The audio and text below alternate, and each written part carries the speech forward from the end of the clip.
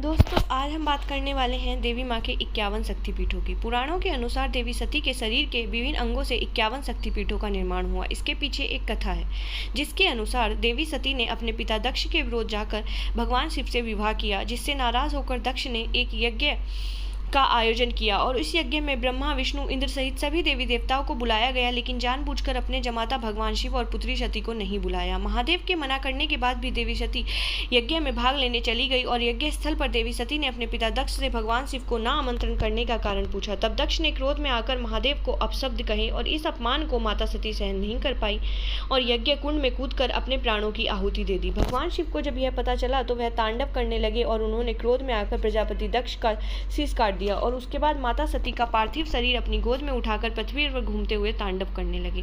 जब संपूर्ण विश्व को प्रलय से बचाने के लिए भगवान विष्णु ने अपने सुदर्शन चक्र से देवी सती के शरीर के 51 टुकड़े कर दिए और वो टुकड़े जिन जगहों पर भी गिरे वहां पर शक्तिपीठ बन गए और वो 51 शक्तिपीठ कहलाए और यह शक्तिपीठ भारत और अन्य देशों में है। तो आइए जानते हैं कहाँ ये टुकड़े गिरे और किस नाम से प्रसिद्ध हुए।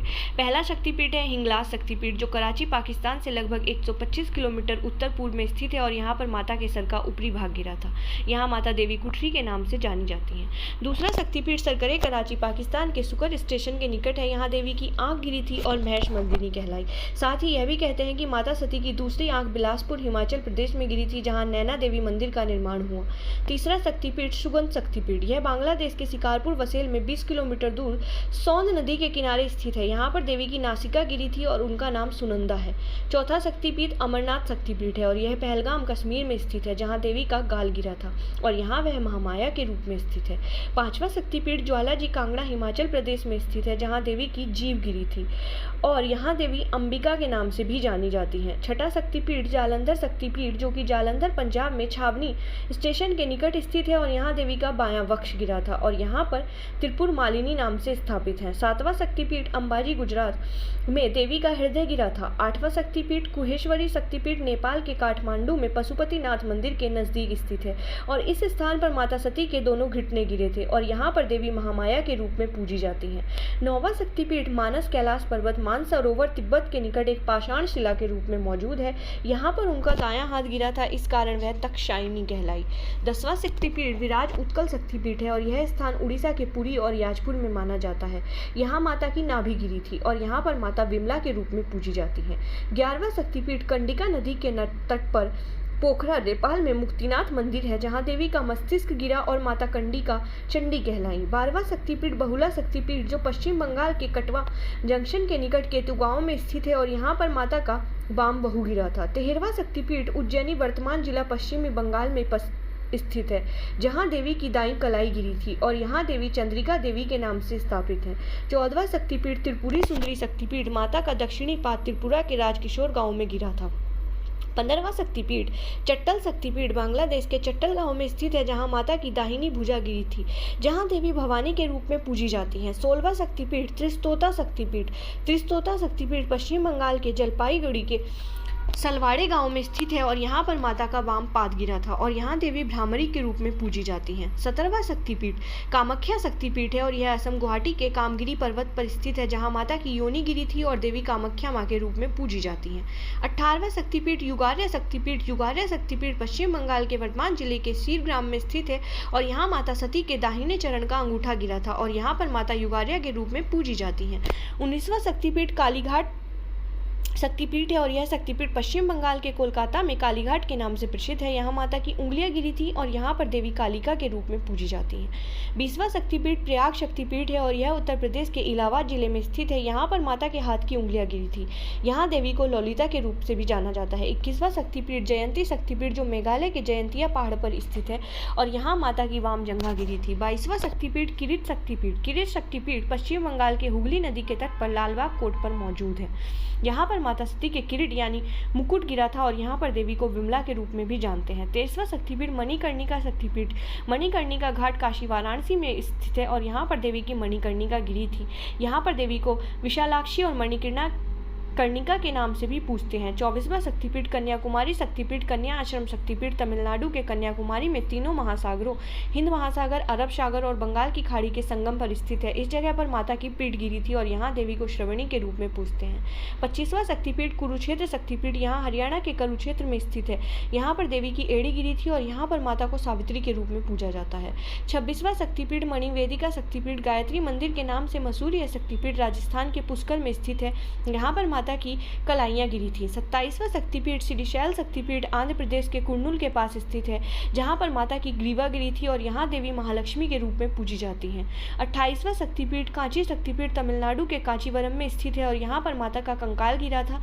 यहाँ पर देवी को दिए गर्था के रूप में भी पूजा जाता है। 19वां शक्तिपीठ काल माधव शक्तिपीठ है और इस शक्तिपीठ के बारे में कोई निश्चित स्थान का पता नहीं है। माना जाता है कि यह माता का वाम निधम गिरा था और यहाँ पर देवी काली के रूप में पूजी जाती है। 30वां शक्तिपीठ शोण शक्तिपीठ जो मध्य प्रदेश के नर्मदा नदी के तट पर स्थित है, यहाँ माता का दाया निधम गिरा था और यहाँ माता देवी नर्मदा के रूप में जानी जाती है। 31वां शक्तिपीठ रामगिरी शक्तिपीठ और इस शक्तिपीठ के स्थान को लेकर भी काफ़ी मतभेद है।